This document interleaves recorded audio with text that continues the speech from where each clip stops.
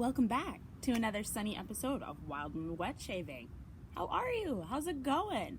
My name is Erica, and for those of you who don't know, I am a professional wet shaver.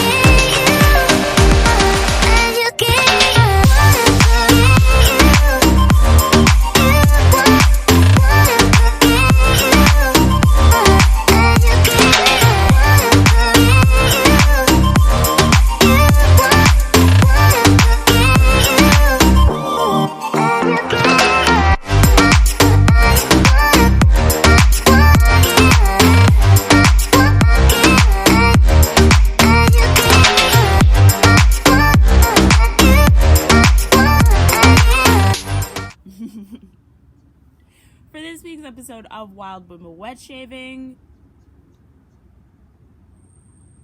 it was one of those kind of days because, you know, I don't like shaving my armpits. So anytime I'm shaving my armpits, I film it. So for this week's shave, I used pretty much everything out of the Fendrihan catalog.